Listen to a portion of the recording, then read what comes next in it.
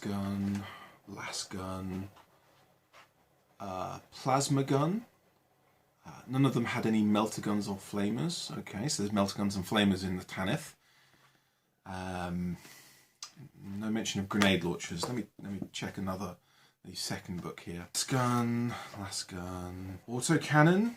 Yeah, bolt pistol, blast pistol, flamers, of course, lots of flamers, lots of blast guns.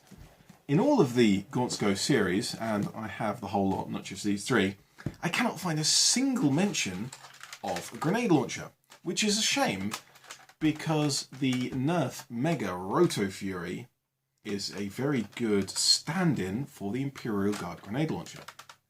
Now I, of course, am working through, in various steps, a cosplay of the Tanith 1st and Only Infantry Regiment. And I have, amongst other things, the Tanith War Knife, a camo cloak on the way, a las gun, flamer, heavy bolt gun. So I now got given a Roto Fury by my anonymous benefactor, the Manchester Nerfer. Thank you very much. Kind of a shame that I can't use it for the Tanith 1st and Only cosplay. However, I don't think that's actually going to stop me from making it, because this is such a good layout in comparison to the grenade launcher of the Imperial Guard regiments. And one thing that I really like about it, anyone who knows my grip series will recognise what I'm talking about here. I quite like this one. I could get on with this. So anyone who's been following my channel for any length of time at all, really, will realise that that introduction is quite old. And related to that, I must show an apology to the Manchester Nerfer, who provided the Roto Fury for this mod, for taking over a year to get even to this far of taking the screws out. I filmed the intro and then didn't do anything else. However, I think, unfortunately, I'm going to end up doing a bit of integration here, which I thought I could avoid because I saw a integration of a Roto Fury with the stock of a Rapid Strike some time ago, and I thought, that's really lovely. It looks cool, it fits, and it's the right length. I did go looking for that modification to kind of give them a shout out, but I've no idea who it was and I couldn't find it. And so I looked through my bits box and I found that I in fact do have the stock and rear part of the shell of a Rapid Strike. There's plenty of material on both sides for me to do an integration and make something that's really nice and structurally strong, but also looks hopefully reasonably good. And I hoped to be through all of the screws by the time I'd finished this section, but either I had less to say than I usually do, haha, or this thing has a ridiculous number of screws, which is far more likely. The pump grip, not only does it have the 4 screws holding it together, it has a screw on each side inside this rail to hold each piece in place. I mean, it makes it nice and secure, so there are some benefits to it, but still obnoxious. So just to condense my rambling to a short section on screws, most of the body screws are the standard size. We have 2 that are only slightly shorter. They go at the top in the rail. And we have 5 of a much longer screw. 1 goes at the front at the top where the muzzle is, 2 go in the bottom of the grip, and 2 go at the very back of the receiver. I also have these. These are from the Rapid Strike. So while I run the time lapse of fitting the stock here, I should just make one little addendum, which will obviously be mentioned 1,000 times in the comments. Why didn't you use the Nerf Fortnite multi-grenade launcher? And there's a good reason for that, is that it didn't come out when I was doing this mod, and also I was specifically given the Roto Fury to do this mod. Looking more directly at fitting the stock, it actually went together a lot easier than I had feared. This mod was supposed to be a fairly easy jump back into it and get on with stuff kind of deal, and then I decided to do an integration as well, making it just that little bit more complicated. However, this added difficulty was thankfully not that bad, not anywhere near as bad as it could have been. getting these pieces of the back of the shell of the Rapid Strike around the back of the Rotor Fury. Took a little bit of sanding and fitting as normal, but a lot less than I was expecting. It only took an hour or so, whereas sometimes when I do this I'd spend more than 5 hours making things fit. That's gone on fairly successfully, and I've done some epoxy work on the outside. It needs an awful lot of sanding, and I'm probably going to pour some epoxy resin into some of the gaps on the inside just to add to the strength. And with the stock fitted, the length of pull is appropriate, so this will be a nice comfortable big primary sized. But on the subject of sanding, there's an awful lot of sanding to do. I need to sand all of this, both sides, and neaten up the epoxy work here. Not too much work there, but there's an awful lot of shell that needs sanding.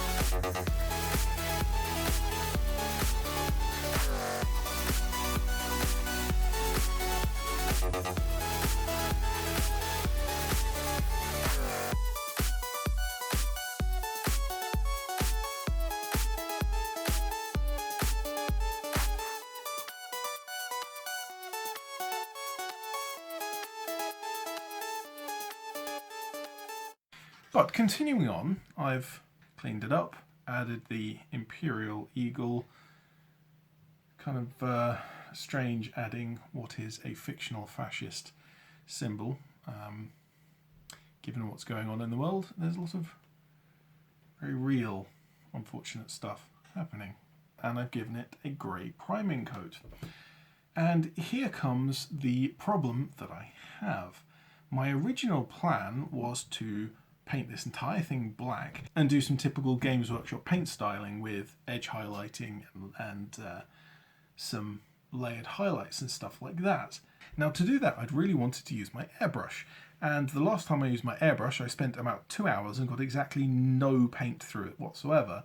So I'm kind of giving up on using the airbrush until I can learn how the damn thing works, because apparently both of the airbrushes that I have don't work in exactly the same way. So I'm clearly doing something wrong, and none of the guides or videos or anything else that I've seen have anything like a suggestion as to what I'm doing wrong. And so this will have to be something else. Without the use of the airbrush, I'll have to use the other colours at my disposal. Now the classic colours of the Imperial Guard would be Last Gun and Last Pistol would be a kind of subdued OD military green colour. Various special weapons like flamers and heavy bolt guns get a bright red. However, grenade launchers, looking through different images that I found online, don't always match that. Sometimes they are black even when the uniform isn't, sometimes they're green when the uniform is, and sometimes when it isn't. But I've yet to find a red one. But the colours I have access to limit exactly what I can do. And so I'll probably end up doing is doing a dual spray and see if I can get some camo stripes, like a tiger stripe camo pattern going on. Right, so I've gone over the whole thing with the stone. However, it seems to be a texture spray rather than a flat spray, and so there's kind of a gritty texture to it. Unfortunately, I've also run out of it, so if I make a mistake at this point, I have to start from scratch, which I very much don't want to do for obvious reasons.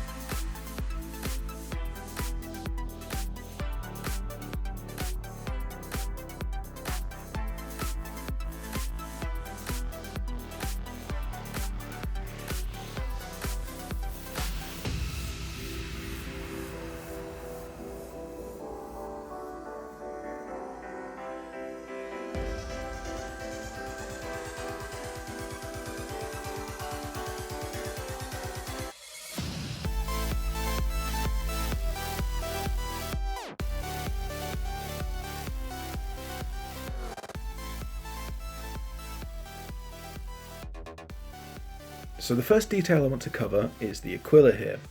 Now on my previous builds, I painted the Aquila separately with just a simple spray paint of metallic and then glued it on after everything else was painted. But as I'm out of the gold and copper spray paints that I have used in the past, I'm kind of forced to using brush paints. To start with, I hit the whole thing with a rose gold craft paint that I picked up some time ago, doing my level best not to go over the lines onto the main body, because I've run out of the paint for all of that as well. Kind of running out of paint is a theme of this particular project. So after the rose gold was dry, I took a much brighter gold and dry brushed over the top, particularly coming from the bottom to give the bottom edge of each of the wings a little bit of a brighter gold shine. And the reason why I went for the bottom is because the next step is to come in with a silver, and yes, I'm highlighting gold with silver.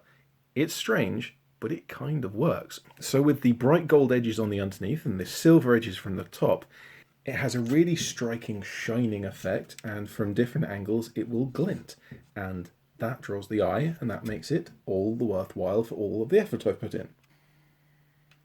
But finishing off just with some minor black details and then hitting it with a clear coat, we can go on to reassembly. Now, being the smart chap that I am, I took a whole bunch of pictures during disassembly. It is always a good idea to take pictures as you're taking something apart so that you know where each of the bits go. Now, this particular project was only apart for a couple of days, and so it was still fairly fresh in my memory. However, some projects that I work on can be dismantled and left for months, sometimes years, and so having some photographs of how it's supposed to go back together is really useful. Generally speaking, if you type in the name of the Nerf gun and then mod guide or disassembly, you'll find someone has done it. And usually you can find enough information to get it back together with a little effort. Just to be on the safe side and for a little bit of confidence, I suggest you take your own pictures so that you understand how it came apart and how it goes back together. But now it is together, let's shoot it.